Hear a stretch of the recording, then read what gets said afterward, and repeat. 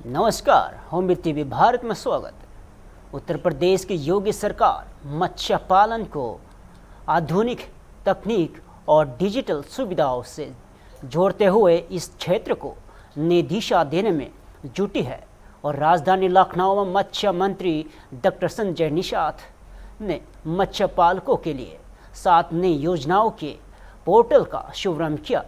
उन्होंने कहा है कि इन योजनाओं के जरिए मत्स्य उत्पादन बढ़ाने और पारदर्शी तरीके से अनुदान उपलब्ध कराने और मत्स्य पालकों की आय में वृद्धि का लक्ष्य रखा गया है और सरकार मत्स्य बीज उत्पादन, मोती संवर्धन और झींगा पालन और मत्स्य उत्पादों के बेहतर विपणन पर भी विशेष जोर दे रही है।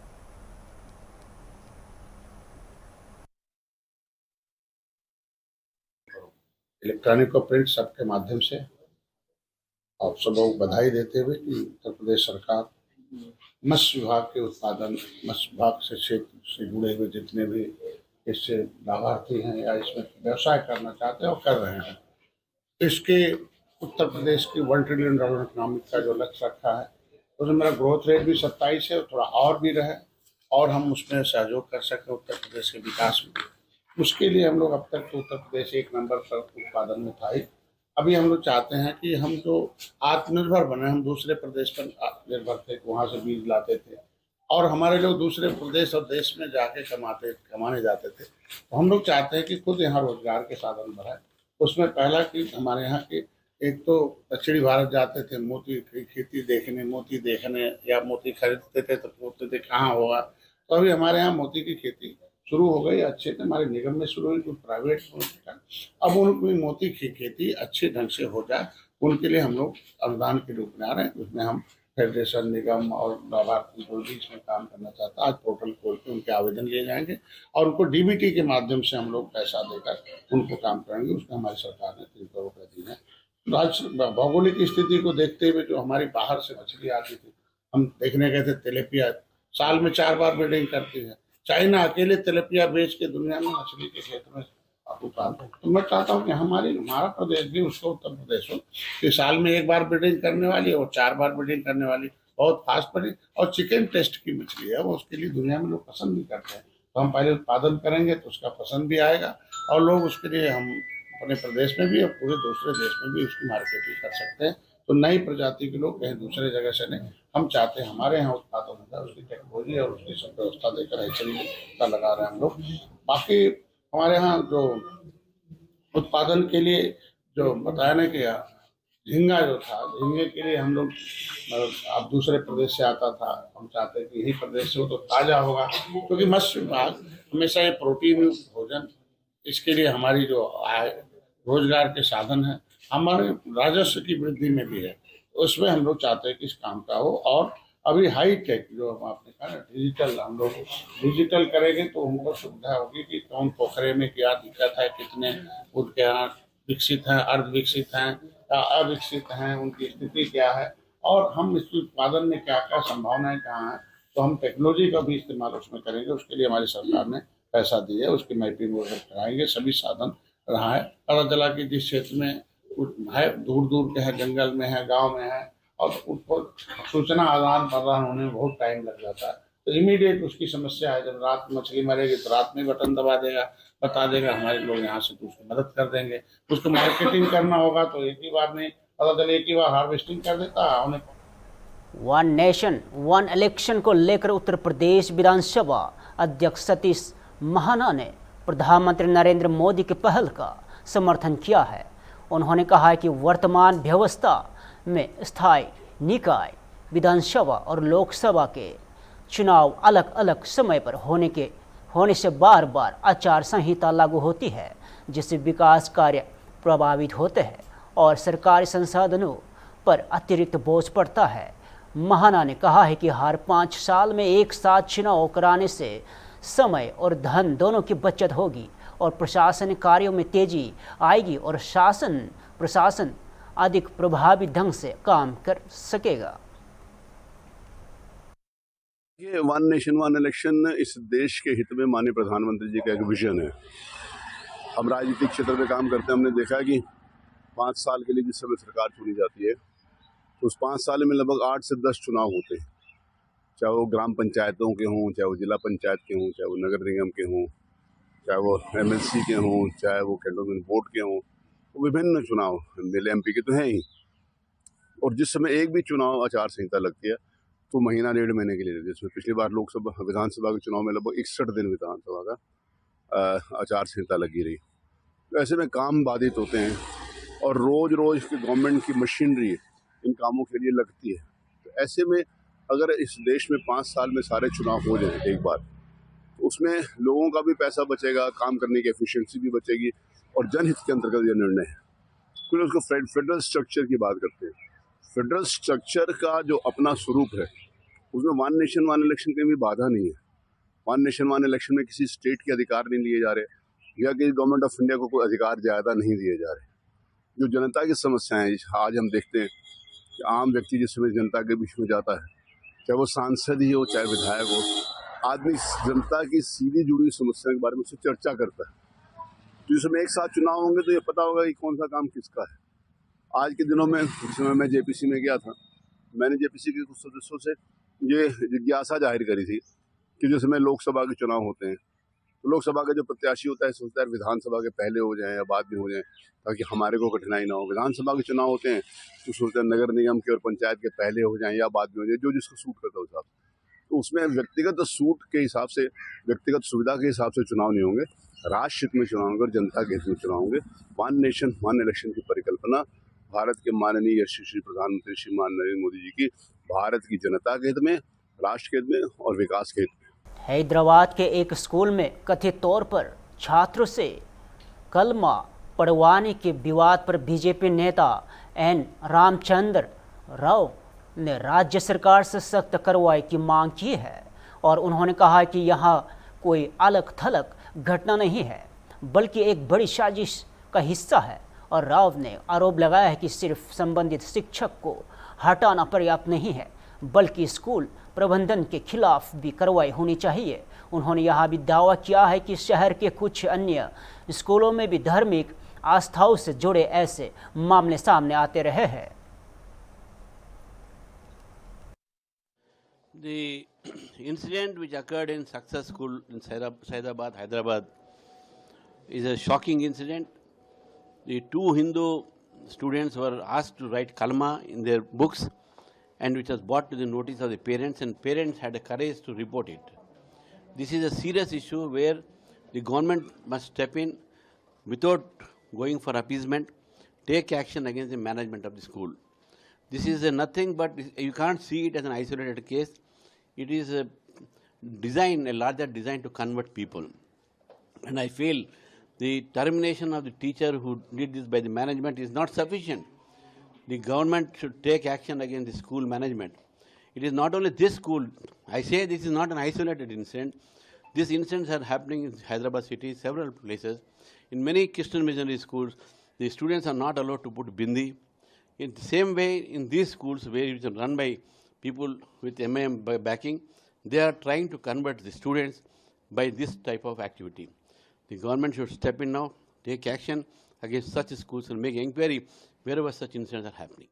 कांग्रेस नेता जयराम रमेश के बयान पर केंद्रीय मंत्री SP सिंह बघेल ने पलटवार किया है। उन्होंने कहा कि बीजेपी किसी भी राजनीतिक दल को तोड़ने में विश्वास नहीं रखती।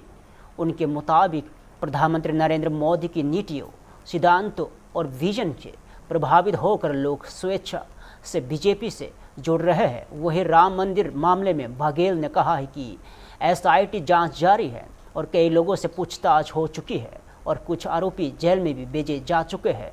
उन्होंने कहा है कि जो भी दोषी होगा उसे अदालत सजा देगी। कांग्रेस पार्लियामेंट्री पार्टी बोर्ड की मीटिंग कर रही है और ये कह रही है कि बीजेपी एकदम कनिंग हो गई है, पार्टियों को तोड़ रही है, डिलिमिटेशन लाने के लिए इस तरीके का प्रयास कर रही है, बिल लाने के लिए। क्या कहेंगे? बीजेपी किसी को तोड़ नहीं रही है, ना तोड़ने में विश्वास है। लोग भारतीय जनता पार्टी की नीति, रीति, सिद्धांत, कार्यक्रम और मोदी जी को विजन को लेकर उनके नेतृत्व में काम करने के लिए ये इच्छुक हैं, वही लोग आ रहे हैं। लेकिन ये कहा जा रहा है कि इस बार बहुत सारे मुद्दे उठाएंगे, जिस तरीके से धोखाधड़ी हुई है राम मंदिर डोनेशन में, बीजेपी और आरएसएस ने क्या किया, और उसके अलावा नीट पेपर लीक का मामला है। तमाम मुद्दे हम लोग इस बार उठाने वाले हैं। फिर सरकार जवाब क्यों नहीं दे रही है? उत्तर प्रदेश सरकार ने मंदिर मसले पे एसआईटी की जांच बैठाई है, गहन पूछताछ हो रही है, कई लोग जेल जा चुके हैं, बहुत लोगों से पूछताछ भी हो रही है और जो दोषी होंगे वो निश्चित तौर से चार्जशीटेड होंगे और माननीय अदालत निर्णय लेगी उनको सजा दे या उनके साथ क्या व्यवहार। सीतापुर जिले के मिश्रिख कोटवाली क्षेत्र में एमडी इंटर कॉलेज के पास सड़क पर एक विशाल यूकेलिप्टस पर पेड़ गिरने से मिश्रिख सिंढोली मार्ग के घंटों तक पूरी तरह बाधित रहा और पेड़ गिरने से बिजली का पोल और तार भी टूट गए। हालांकि बड़ा हादसा टल गया और सड़क के दोनों ओर वाहनों की लंबी कतार लग गई, जिससे लोगों की भारी परेशानी का सामना करना पड़ा और स्थानीय ग्रामीणों ने वन विभाग पर सूचना के बावजूद देर से पहुंचने का आरोप लगाया। बाद में पेड़ हटाकर यातायात बहाल कराया गया।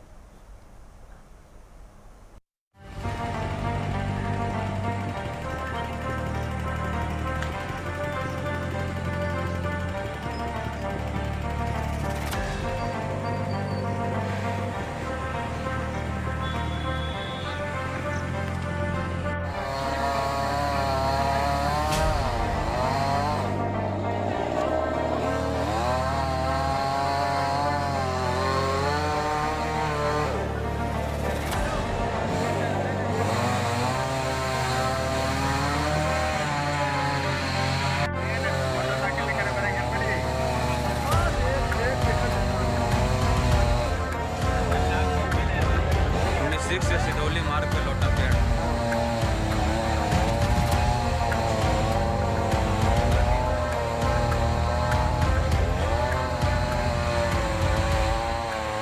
कब गिरा है बाबू? 5:30 बजे सुबह। कब लगभग 7-8 घंटे हो गए, 3-4 घंटे हो गए। 3 घंटे से रोड बाधित पड़ी है। ये जो साफ करने के लिए आए हैं, ये कौन से? नगर पालिका से? वन विभाग से। इनको सूचना किसने दी, पता है आपको?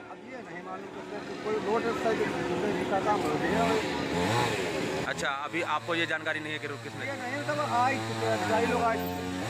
वन विभाग के अधिकारी लोग आए। ठीक है।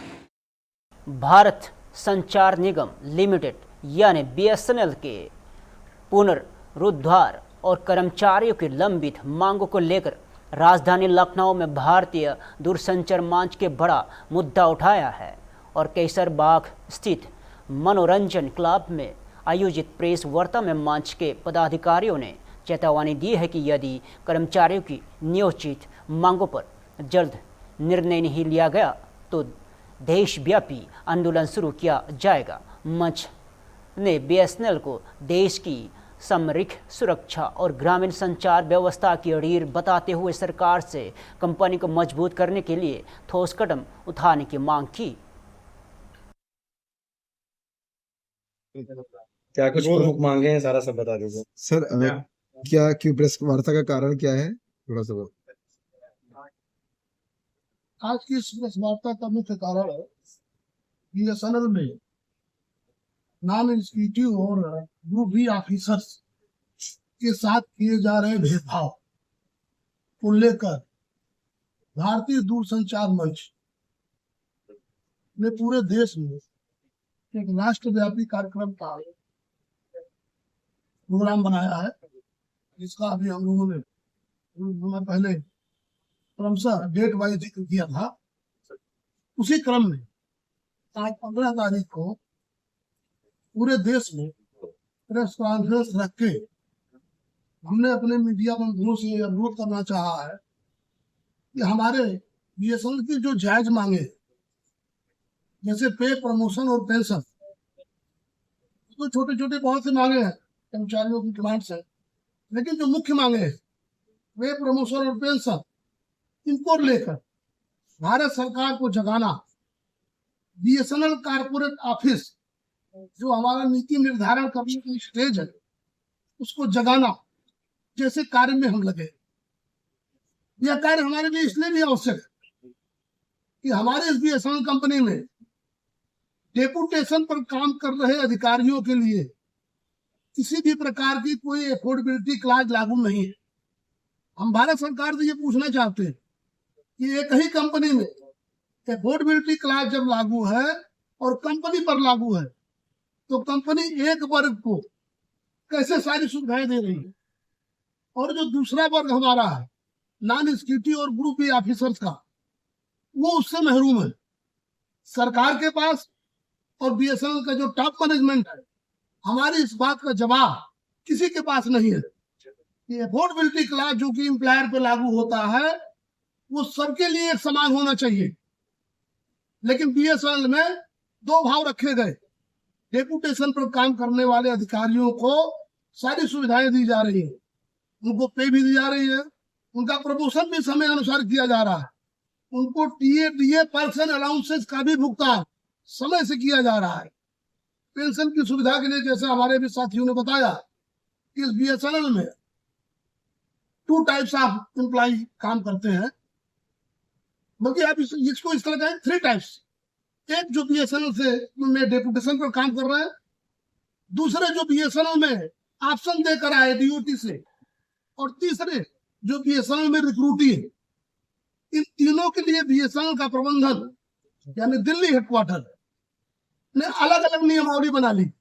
जैसे पहले तो आप सभी लोगों का बहुत बहुत आभार, अभिनंदन, वंदन और स्वागत। भारतीय दूरसंचार मंच के माध्यम से जो प्रेस कॉन्फ्रेंस ऑर्गेनाइज की उसमें आप लोग आए। हम लोग रियली अगर कहा जाए पिछले जब से बीएसएनएल 1 अक्टूबर 2000 में बनी है तब से डिफरेंट जो इश्यूज थे उनको लेकर लगातार मैनेजमेंट के माध्यम से अपनी बातें आए हैं। जैसा साहब ने भी बताया कि यहाँ 3 तरह के लोग हैं, वो लोग जो डॉट से अब्जॉर्ब हुए, दूसरे जिसको बीएसएनएल ने रिक्रूट किया, तीसरे जो प्रबंधन कर रहा है वो ऑन डिप्टीशन आता है। पर हर में ये देखा जाए तो तीनों में 3 तरह की चीजें चली हैं। जैसा बार बार हम आपसे कह रहे हैं कि हमारा पोस्ट रिटायर मेडिकल बेनिफिट्स की बात करें, पेंशन की बात करें, तो कहीं ना कहीं जो अब्जॉर्बी लोग आए हैं उनके साथ जब भी हम अक्टूबर में हमारा 2000 में बीएसएनएल बना, उनके साथ ये कहा है कि उनको पेंशन भी मिलेगी और मेडिकल फैसिलिटीज भी मिलेगी। पर वही जो बीएसएनएल रिक्रूट आते हैं तो उनके साथ इन दोनों चीजों को 37A के तहत जो फंड की डिमांड की गई थी, जिसको बनाना था पर चीजें नहीं समय से हो पाई, जिसके लिए लगातार हम लोग प्रयासरत संघर्षरत हैं। और थर्ड कैसे तो सबसे बड़ा मुद्दा है, हर 10 साल पे मिलना चाहिए, गवर्नमेंट देती भी है, और हम जो है बीएसएनएल है जो तमाम तरह की योजनाओं और भारत सरकार की योजनाओं को पूरा करने के लिए शिद्दत से लगी हुई है। तो ये उम्मीद करती है, वहाँ का एम्प्लॉय ये उम्मीद करता है कहीं ना कहीं हमें भी थर्ड PRC समय से मिलेगा, जैसे हमारी मैनेजमेंट को दिया जा रहा है। उसी के तत्वाधान में हम लोग 5 अगस्त 2026 में पार्लियामेंट मार्च भी करेंगे, अगर हमारी इस दौरान अगर हमारी मांगे नहीं मानी जाती। शंकर शरण चौधरी, कन्वीनर भारतीय दूरसंचार मंच। पश्चिम बंगाल में तृणमूल कांग्रेस के भीतर जारी सियासी हलचल के बीच केंद्रीय मंत्री सुकांता जमुनधार ने पार्टी सांसद अभिषेक बनर्जी पर निशाना साधा है। उन्होंने कहा है कि उन्हें नहीं पता कि अभिषेक बनर्जी टीएमसी के लिए खेल रहे हैं या फिर पार्टी को कमजोर करने के लिए। और जमुनदार ने दावा किया है कि टीएमसी छोड़ने वाले के नेता अपनी नाराजगी के लिए अभिषेक बनर्जी को जिम्मेदार ठहरा रहे हैं। वो जगन्नाथ प्रभु जी के आशीर्वाद के बिना तो नहीं हो सकता। तो पहले बिहार हुआ, उड़ीसा हुआ, बिहार हुआ और उसके बाद बंगाल हुआ। ED has rated 6 places all over India, including Bengal. ED has rated 6 places. No, it is the normal function of the ED, na? They have to see whether any kind of financial corruption is going on or not. So if some people are associated with any kind of financial fraud and all these things, I don't know what is the reason behind it. Only the ED personnel will be able to tell you. And ED, obviously, they have that, protocol of releasing to the press. They are briefed to press. So I don't know whether it is associated with any recent issue or not, but it is the function of. One nation one election विधायक पर BJP विधायक राम कदम ने कहा कि यदि यहां व्यवस्था लागू होती है तो देश की जीडीपी वृद्धि दर में करीब 1.5% का बढ़ोतरी हो सकती है। उन्होंने कहा कि ऐसा होने पर भारत को दुनिया की तीसरी सबसे बड़ी आर्थिक महाशक्ति बनने से कोई नहीं रोक सकता। वही एनसीपी के संभावित विलय की अटकलों पर राम कदम ने कहा है कि यह दोनों गुटों का आंतरिक मामला है। हालांकि उन्होंने दावा किया है कि दोनों पक्षों के विधायकों के बीच विलय को लेकर पहले से चर्चा चल रही है और इसको लेकर कई तरह की अटकलें जारी है।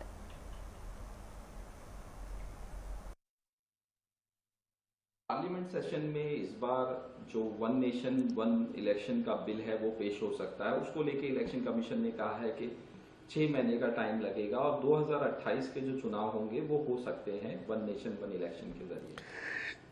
देखिए, वन नेशन वन इलेक्शन, इसको लेकर पूर्व राष्ट्रपति रामनाथ कोविंद जी की जो कमेटी बनी थी उनकी अध्यक्षता में, उसने लगभग 18,600 के ऊपर के पन्नों की रिपोर्ट सरकार को सौंपी और सबसे बड़ी उपलब्धि इससे हमारा जीडीपी का ग्रोथ 1.5% से बढ़ेगा। इतनी बड़ी बढ़ोतरी अगर एक फैसले से होती है तो भारत को विश्व में तीसरी अर्थ में महासत्ता बनने से कोई रोक नहीं सकता। केवल ये एक लाभ नहीं है, इसके साथ साथ शासन और प्रशासन, ये दोनों हमेशा चुनाव के 6 महीने पूर्व। संसद के आगामी मानसून सत्र से पहले बीजेपी सांसद जगदम्बिका पाल ने विपक्ष से सदन को सुचारू रूप से चलाने की अपील की है। उन्होंने कहा है कि लोकसभा जनता द्वारा चुने गए प्रतिनिधियों का मंच है, जहां जनहित के मुद्दों पर सार्थक चर्चा और निर्णय होने चाहिए। पाल ने कहा है कि सरकार हर विषय पर चर्चा और जवाब देने के लिए तैयार है, लेकिन कांग्रेस के हालिया बयानों से ऐसा लगता है कि विपक्ष सदन नहीं चलने देना चाहता। उन्होंने कहा है कि बिजनेस एडवाइजरी कमेटी में विपक्ष जिन मुद्दों पर चर्चा चाहता है, सरकार उन सभी पर चर्चा के लिए तैयार है। संपूर्ण विपक्ष से इस बात की अपील करते हैं कि लोकसभा जनता के द्वारा चुने हुए जनप्रतिनिधियों का फोरम है, यहाँ पे डिबेट होना चाहिए, डिस्कशंस होना चाहिए और जनता के हितों में डिसीजन होना चाहिए, डिस्ट्रप्शन नहीं होना चाहिए। लेकिन जिस तरह से आज कांग्रेस पार्टी की बैठक हुई, आखिर वो नेता विपक्ष हैं।